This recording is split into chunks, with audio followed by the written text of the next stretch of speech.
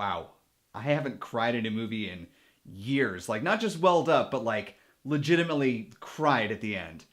Well done, Disney. From the old movies of 30 years ago and beyond, to the world of the new films of the last 30 years. to the movies that are now playing, this is Old, New, and Now Playing. And now, here's your host, Will Robinson Smith. Hello and welcome to Old, New, and Now Playing, your time machine through the world of movies. And really no need to beat around the bush on this one, let's just jump right into it. This is your feature presentation. So Queen of Katwe is the latest film from Disney and is based on the true story of Fiona Mutesi. She's a young girl from the slum of Katwe, Uganda, who becomes a chess prodigy. ESPN magazine writer Tim Crothers first published a story about her journey in their 2011 issue, which he adapted into a book a year later. Fiona's story is a perfect storm of circumstance, hard work, and stamina. The movie is directed by Mira Nair, an award-winning filmmaker whose first feature film, Salaam Bombay, was nominated for the Best Foreign Language Oscar in 1989. She's also a documentarian who's been steeped in the tale that Queen of Katwe is based on. Back in 2014, she released a short-form doc called A Fork, a Spoon, and a Night. It's the story of Robert Katende, the man who David Oyelowo portrays in The Queen of Katwe. Robert is the man who taught Fiona and many others to play chess, and if you want to watch it, which I really do recommend, I'll throw a link in the description of this video. So Queen of Katwe isn't anything groundbreaking as far as the type of story it is. It's really just your typical underdog sports movie. In fact, most of the movie is a flashback from the beginning of the film, which takes place in 2011, where you see Fiona walking into a chess championship. And so, like a lot of other sports movies, it really comes down to the characters themselves and what they do to reach their goals in the end. Pun intended. Let's start with the queen herself, Fiona Mutesi, played by acting newcomer Medina Nwanga.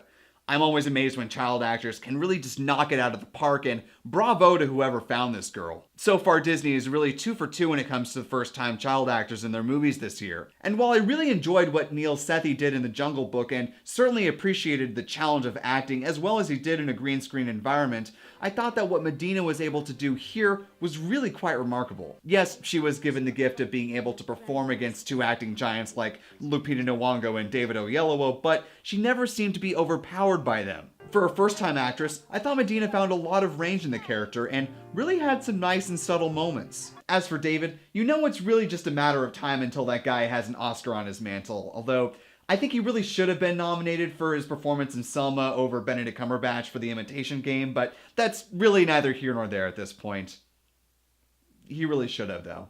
As I mentioned before, David plays Robert Katende, a man who, like Fiona, also had a rough childhood and fought his way into success through education and determination. David finds a wonderful fusion of being a fun, energetic teacher and then finding those quiet moments where he has to shift tactics to drive a point home. A great example of this comes early on in the movie when he's taking the kids to their first chess tournament. They're feeling a little panicky and just unnerved about being in a new environment, and so he whips up this parable about a cat and a dog, and it starts off really big and animated, and then he really just brings it down to this quiet, focused point that really mellows them out and brings back that sense of determined focus, and it's a really well executed scene. It's well acted, well written, and speaking of great acting in this movie, Lupita Nyong'o. She's a perfect fit for this role. Some of the motherly energy you got from her vocal work in The Jungle Book really shines through in this movie. She's not a perfect mother by any means, but she is principled with her kids and with herself. The movie is almost as much about her journey as it is about Fiona's, and the script really lets Lupita explore a lot of the dimensions to her character, which she's really able to sink her teeth into. And while it's obviously way too early to be talking realistically about Oscar nominations and potential there, I really do hope that the Academy keeps an eye on this performance of Lupita's, because I think it's really special and is definitely going to be worth considering when it comes down time for for your consideration campaigns. And really, in order to get all these great performances from the actors and to build this world that's so wonderfully rich, props really has to go to the director Mira Nair and all of her wonderful team that she assembled. While I personally have never been to Uganda, the world that they show in this movie really feels authentic and visceral, and that's because it is. In speaking with OKAfrica.com, Tendo Ngena, Disney's executive vice president of production, said, "There's a commitment to telling stories authentically. We shot in Africa, in Uganda, and South Africa. All of the children in the film had never acted before and were from Katwe. That was a big thing for Disney to commit to using untrained actors to make sure we train them. Overall, this is a very compelling movie with amazing acting and storytelling. It's a wonderful story about family and personal struggle that really hits some deep emotional levels. I give Queen of Katwe a 10 out of 10.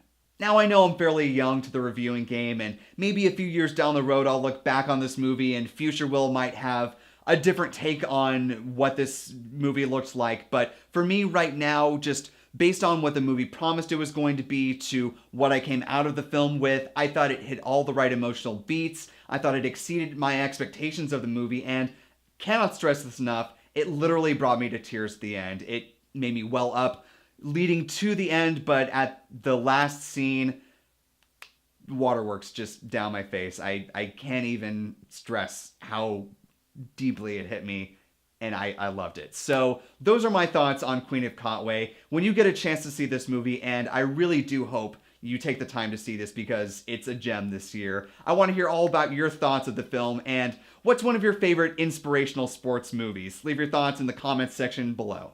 Next weekend, we'll be talking about The Girl on the Train, so for the old feature, I thought it would be fun to talk about another great crime movie with the 1967 classic In the Heat of the Night, starring Sidney Poitier and Rod Steiger. And that will do for this episode of Old, New, and Now Playing. If you like this review, go ahead and give it the old thumbs up. That would be very helpful. And if you're not a subscriber, well, why not? Go ahead and subscribe to this channel to keep up with everything going on with these movie reviews and potentially different things coming down the road. So thank you as always for watching, and I will see you next time.